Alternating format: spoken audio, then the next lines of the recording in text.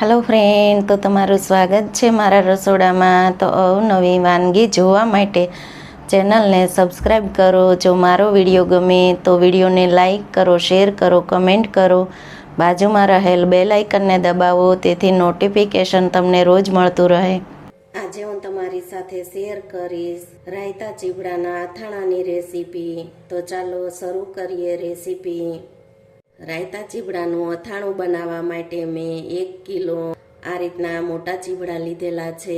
આ રીતના મોટા ચીવડા હોય તેવા લેવાના, તેથી તેનું અથાણું એકદમ સારું એવું બને। તો આપણે પહેલા આ ચીવડાની કટિંગ કરી અને તેની આપણે શીરું કરી લેશું।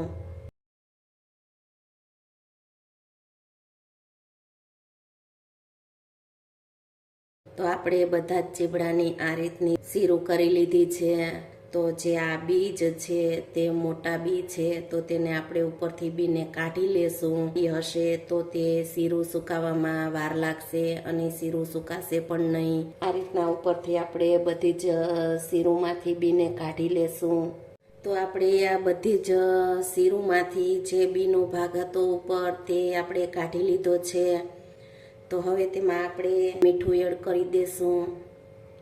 તો આપણે તેમાં 2 ચમચી જેવા મીઠાનો ઉપયોગ કરશું। શીરુંને એકદમ સારી રીતે મિક્સ કરી લીધી છે, જેથી મીઠું છે તે એકદમ સરસ રીતે પીગળી જાય। તેને આપણે 5 થી 6 કલાક માટે તેને આપણે રેસ્ટ આપી દેશું। તો આપણે 6 કલાક થઈ ગઈ છે। તો આપણે આ ચીવડાની ચીરુંમાંથી પાણીને કાઢી લેશું।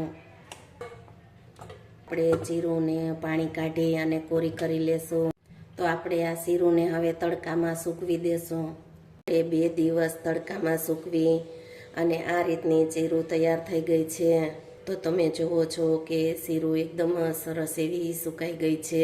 જો તમારે આ ચીરુંનો સ્ટોરેજ કરવો હોય તો તમે 4 થી 5 દિવસ તડકામાં સૂકવશો, પછી તમે તેનો સ્ટોરેજ કરી શકો છો।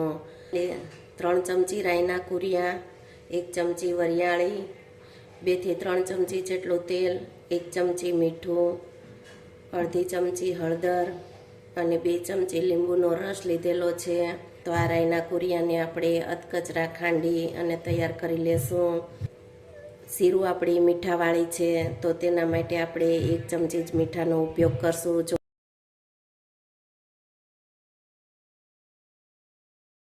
તમે જુઓ છો કે રાઈના કુરિયા આપણે આ રીતના અધકચરા ખાંડી લીધા છે। હવે આપણે બોળો તૈયાર કરી લેશું।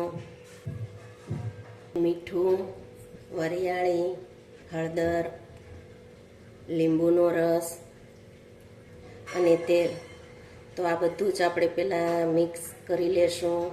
પહેલાં સારી રીતે મિક્સ કરી લેશું। સારી રીતે મિક્સ કરી લીધું છે, તમે જુઓ છો। રાઈના બોળાને વઘારવાની ઝંઝટ વગર જ અથાણું તૈયાર કરશું, તો ઓછી મહેનત અને રીત એકદમ સહેલી રીતથી આપણે અથાણું એકદમ સારું એવું અને બહુ જ ભાવે તેવું અથાણું આપણે તૈયાર કરશું। તો જો તમે આ રીતનું અથાણું બનાવશો અને 15 થી 20 દિવસ તમે તેને સ્ટોર કરી શકો છો।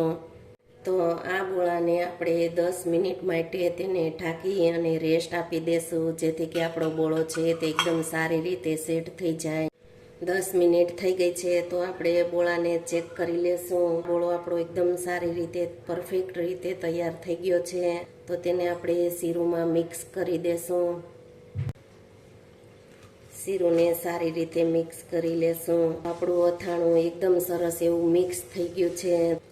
તમે જોઈ શકો છો કે આપણું અથાણું એકદમ સારું એવું બની અને તૈયાર છે।